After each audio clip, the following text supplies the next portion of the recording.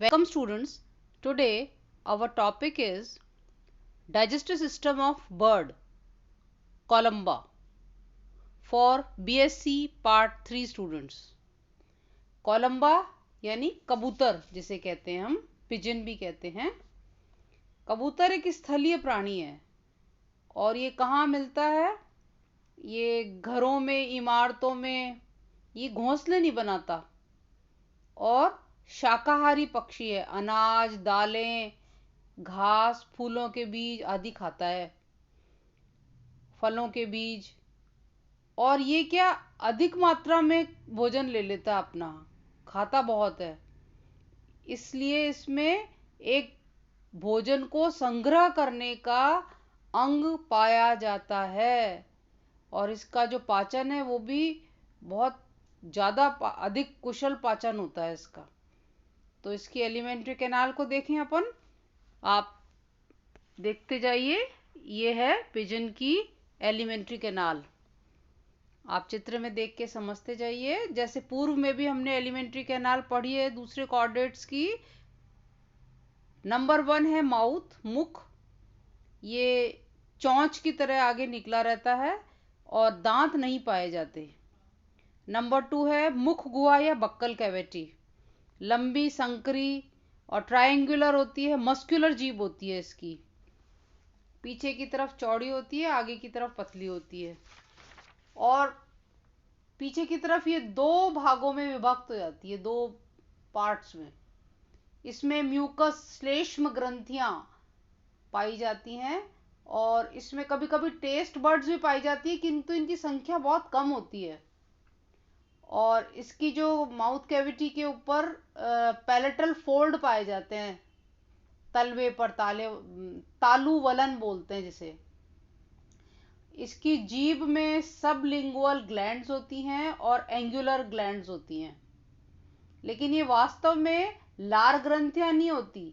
ये भोजन लेता है, कठोर होते हैं बीज आदि, तो उनको नरम बनाने का काम करता है. तीसरा है ग्रसनी या फेरिंग्स. तो इसके जो माउथ पार्ट जहाँ पीछे खुलता है उसमें नॉस्ट्रल्स भी पाए जाते हैं. छत के ऊपर, छत वाली जगह पे यूस्टेचियन ट्यूब होती है. सॉफ्ट पैलेट होता है और ओवल या अंडाकार छिद्र ग्लॉटिस पाया जाता है. एक लैरिंजियल कार्टिलेज होता है और गलट पाया जाता है पीछे की ओर. चौथा पार्ट है ग्रसिका या ईसोफेगस. लंबी, चौड़ी, फैलने वाली, मोटी, भित्ति युक्त नलिका होती है ये. और गर्दन वाला हिस्सा जो होता है वहाँ ये स्टमक से जोड़ती है. और इसमें क्रॉप पाया जाता है. क्रॉप क्या है? ये एक, इसको बोलते हैं अन्नपुट. पतली झिल्ली युक्त बड़ा सारा एक पार्ट है जो थैले समान है. तो इसमें क्या होता है, जो ये भोजन करता है अन्न, वो इकट्ठा हो जाता है और इकट्ठा होके वो धीरे धीरे वहाँ पे नम हो जाता है. तो ये जो भी पक्षी ऐसे होते हैं जो ग्रेमिनिवोरस होते हैं, सस्याहारी, तो वो उनमें ये पाया जाता है. और ये क्या काम करता है? ये मैसरेशन का काम करता है, मसून का. और ये दोनों मेल और फीमेल्स, नर मादा दोनों में, ये जब ये प्रजनन काल होता है उस समय इसमें से कपोत दुग्ध, पिजन्स मिल्क का सेक्रेशन होता है. तो वास्तव में ये दुग्ध ग्रंथियों से नहीं निकलता, लेकिन ये जो क्रॉप है इसके अंदर जो इसकी सेल्स हैं वहां से टूट टूट कर बनता है. तो यानी इसके अंदर क्या क्या होगा? फैट होगा, वाटर, प्रोटीन, लैक्टोज. ठीक है. तो ये जो इसका फैट होता है, इससे ये बनता है ना. ये बनता कैसे है?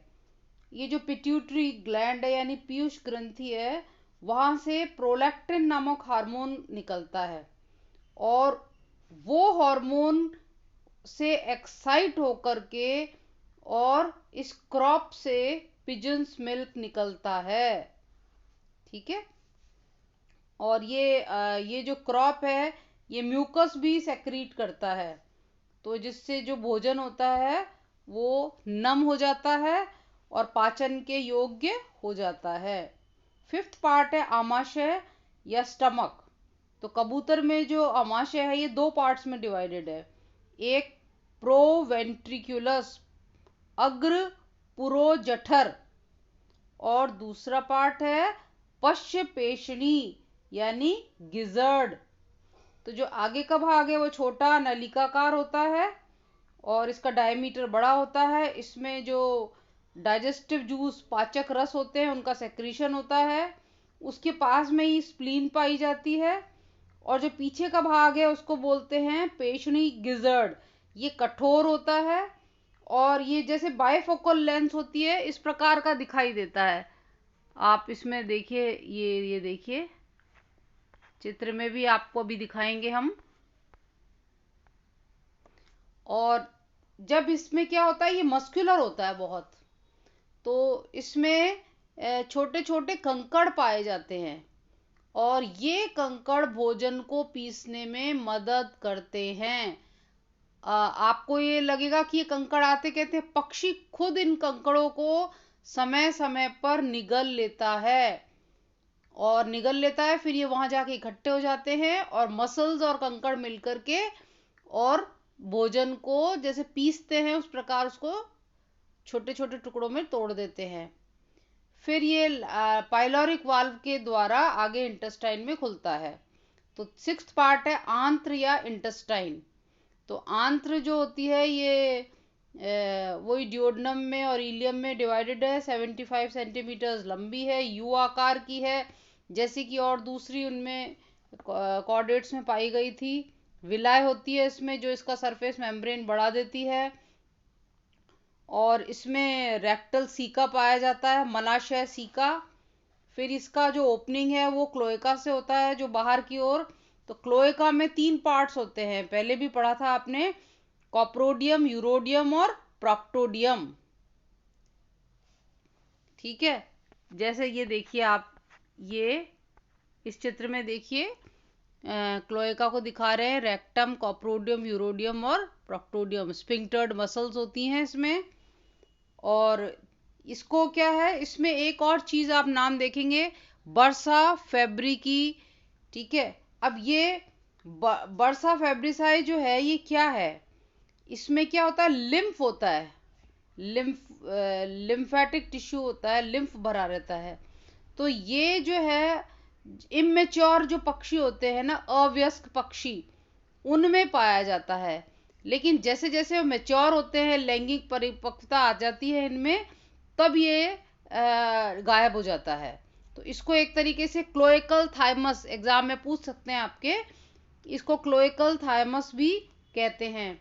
और इसमें लिम्फोसाइट्स पाए जाते हैं। ठीक है। फिर डाइजेस्टिव ग्लैंड्स अगर देखें इस एनिमल में, तो आप देखिए डाइजेस्टिव ग्लैंड के रूप में लिवर है, मुख गुहा में जो म्यूकस ग्लैंड्स पाई जाती हैं, लिवर है और लिवर के 2 लोब्स हैं। इसमें गॉल ब्लैडर नहीं पाया जाता इसमें। और फिर पेनक्रियाज हैं और इसके पेनक्रियाज की डक्ट्स जो होती है ना, ये सेक्रीशन में मदद करती हैं। वो पाचक ग्रंथियां, उसके द्वारा पाचक रस जाता है। डाइजेशन अगर देखें तो इसमें भोजन को पीसा जाता है, फिर HCl और मिलकर इसको काइम में बदल देते हैं, जैसे कि और में होता है भाजन। बस इसी में एक चीज इंपॉर्टेंट है कि भोजन ये आवश्यकता से अधिक करता है दूसरे वर्टिब्रेट्स की तुलना में, और अपने वजन से आधा या अधिक मात्रा में भोजन प्रतिदिन कर लेता है।